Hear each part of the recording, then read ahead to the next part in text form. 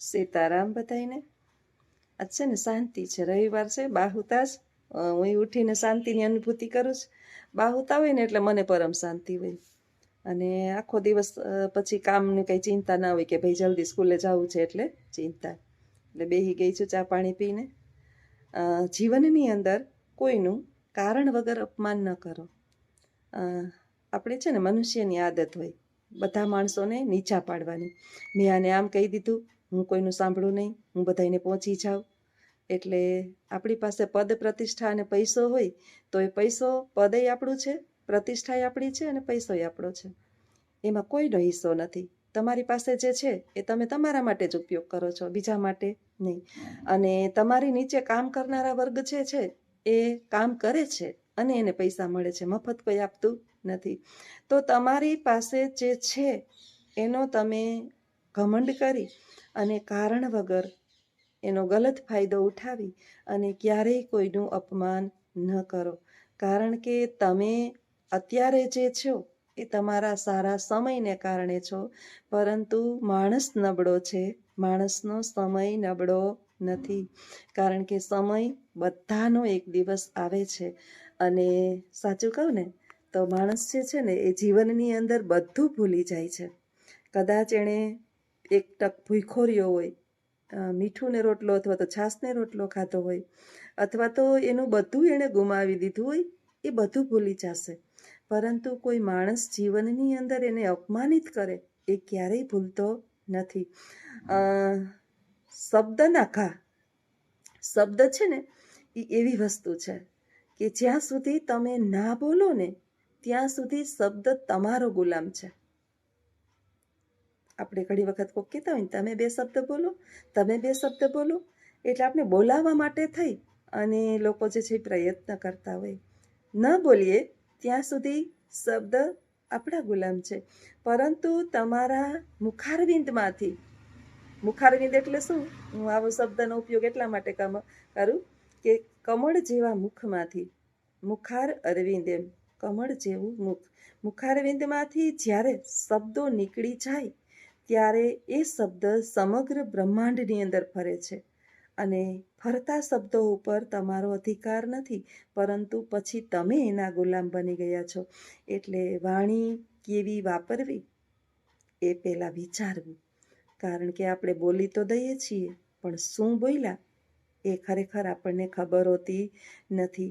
સાસુ જે છે એ વહુને સંભળામણી કરે કે તારી માએ તને આ નથી શીખવાડ્યું ને તમારે ત્યાં આમ ને તમારે તમે ત્યાં શું જોયું ને તમારે આમ ને આપણે આમ ને.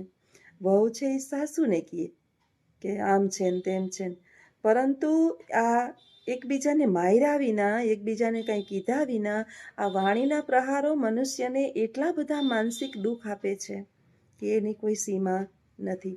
એટલે બને ત્યાં સુધી માં સરસ્વતીની પ્રાર્થના કરવી કે હે માં, મારી વાણીની અંદર જે છે ને મને વિનમ્રતા આપજે.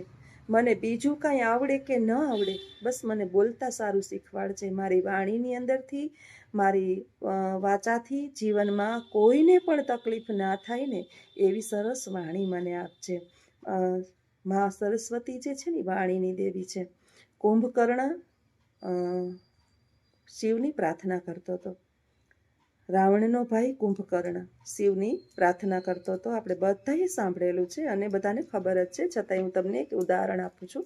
ઘણા એ રામાયણ ના જોયું હોય તો.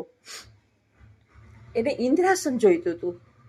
શિવની એટલી પ્રાર્થના કરી એટલે ભગવાન શિવ એને પ્રસન્ન થવાના હતા અને વરદાન આપવાના હતા. પરંતુ જો ઇન્દ્રાસન કુંભકર્ણ માગી લે તો રાક્ષસના હાથમાં વયું જાય ઇન્દ્રાસન. એટલે બધા દેવોએ માં સરસ્વતીને પ્રાર્થના કરી.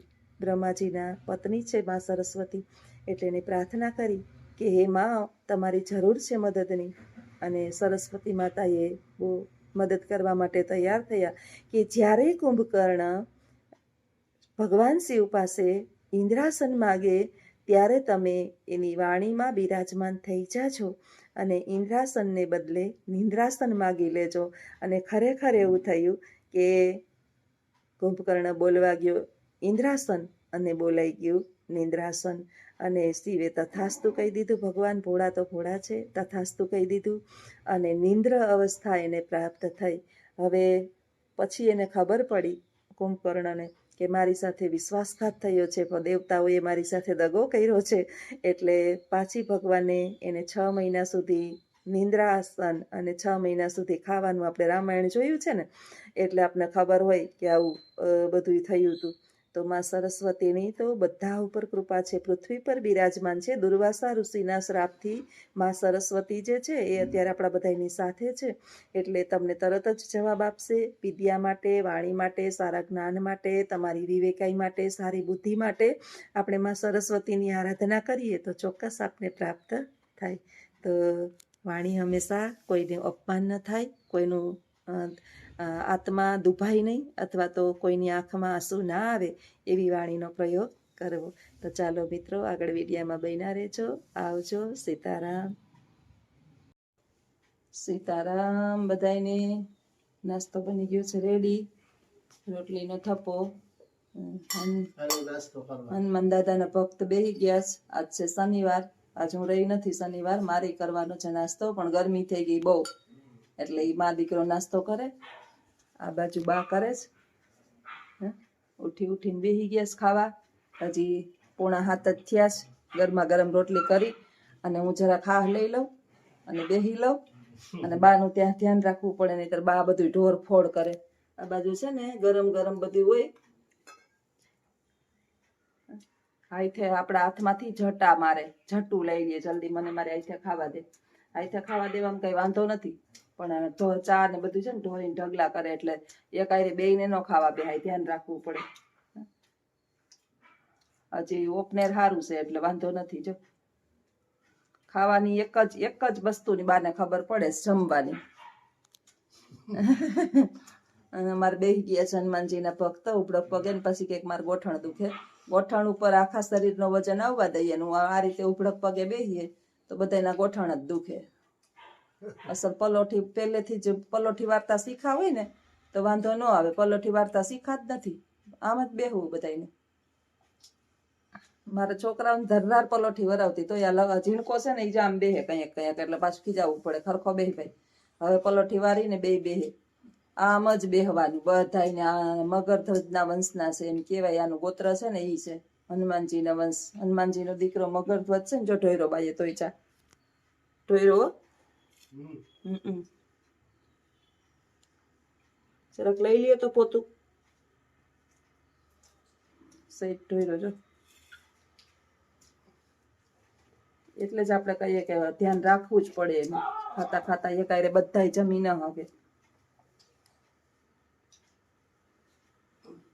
બસ આ મૂકી દો, હેઠો મૂકી દો. ચાના છે ને માખા કીડા બહુ થાય.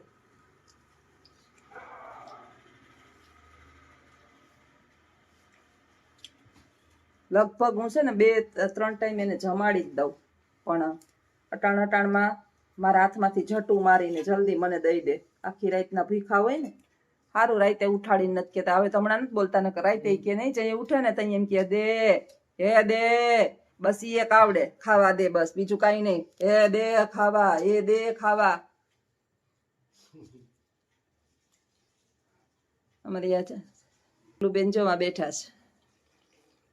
એને કાંઈ એટલે કાંઈ બારોબાર જો બીજા કૂતરા ઢળ બડાટી બોલાવે છે. જો એને કાન ઠહરા ત્યાં. કેમ છે આ કેમેરાની સિસ્ટમ? મારો મોબાઈલ છે ને, આ મોબાઈલ એવી સિસ્ટમ વાળો છે. લગભગ હવે બધા આવા જ આવે છે. વિવો કયો હોય એ ખબર નથી. નવો હમણાં વિવો બહાર પડ્યો ને એ છે. કેટલા છે એ મને ખબર નથી. બે બાજુ કેમેરો ચાલુ, વિડીયો ઉતારતા હોય ને આપણે ત્યારે જ બે બાજુ થઈ જાય. ઓલો મોબાઈલ હતો ને એમાં આપણે બીજા કોઈને ઉતારવું હોય તો જવું પડે. જો ચાલુ થયા અમારે કૂતરા. કાંઈ સંભળાવા જ ન દે. એક બાજુ મારે જો આવી ગયા ને, લાઈટ આવી ગઈ હતી. અમારી શેરીની અંદર કૂતરા છે ને એની કોઈ સીમા નહીં. બહુ ધ્યાન રાખવું પડે. ને હમણાં તો બા છે ને ચાપલીની વાહે પડ્યા ને એને ભટાભટી મારે. કંઈક તો મને એમ થાય કે ભગવાન સુવિધા દે ને તો એક જ કામ કરવું છે. આ જેટલા પોરબંદરની અંદર કૂતરા હોય ને એનો એક વંડો બનાવવો. ઓલા માણસ અવાવરી જગ્યા વારી લે ને ત્યાં મોટો વંડો કરીને કૂતરાને ખાવા પીવાનું ત્યાં જ રાખવું. ભલે બધી નાઈટ ફેરી રહીએ પણ પછી બાઈથે રાખે. આ એક બે ને દેવું ને પછી બીજા 2 શિયાર બિસાડા જોતા હોય ને આપને હાવ જીવ ભરે. વિડીયોની અંદર ઘણા બધા એવા વિડીયો ઉતારે છે કે કૂતરાઓની બહુ સેવા કરે છે. હમણાં કયેક હું છે ને જોતી હોય પછી હું આખી અંદર જાઉં. એક તો મોટી ઉંમરના હોય 60 વર્ષના બેન છે, મને બહુ યાદ નથી પણ એનું આખું ગ્રુપ છે કંઈક એવું વોઇસ ફાઉન્ડેશન એવું કંઈક છે. અને એટલી સેવા કરે કે એટલા જણા જે છે ને લગભગ બેન કહેતા હતા 1500 જેટલા કૂતરા છે. અને બધાને મોટા મોટા ડ્રમ બનાવી અને જમવાનું આપે. 3 ટાઈમ 2 ટાઈમ આપે, બપોરે ને સાંજે ને. એવું સરસ બધું કે એ લોકો ડોનેટ લે જ. અને આ એકેય બાબત સારી કહેવાય ને એની અંદર આપણા જેવાનો સહયોગ જાય, આપણાથી ખુદથી ના બનતું હોય તો આ સહયોગ સારો છે. મૂંગા પશુને આપણે દઈએ. તમે બીજા ધર્માદાની અંદર દો તો ખબર નહીં એનું શું કરશે એ લોકો. આ ખરેખર એક સારી સેવા છે. ધીમે ખાવ ને.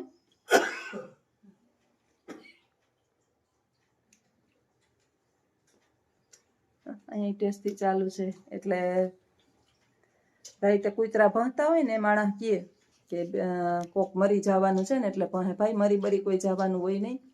રાતે ભૂખ લઈ ગઈ હોય, સાંજે પેટ પૂરતું મળ્યું ન હોય.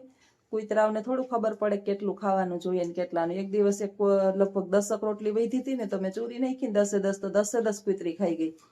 એને એ ઉપરથી આપણે વિચાર કરવાનો કૂતરા કેટલું ખાઈ શકતા હોય. એટલે જે લંગર હલાવતા હોય એને તો બહુ મોટા મોટા ડ્રમ ભરી ભરીને દેતા હોય. ધન્યવાદને પાત્ર છે આવા. તો ફૂલ નહીં તો ફૂલની પાખડી આવા ડોનેટ આપણે પણ કરીએ અને સેવામાં સહભાગી થઈએ. વિડીયો જોઈએ એને લાઈક સબસ્ક્રાઈબ કરીએ અને ક્યાંક ને ક્યાંક આવું આપણે થાય તો વાંધો ન આવે.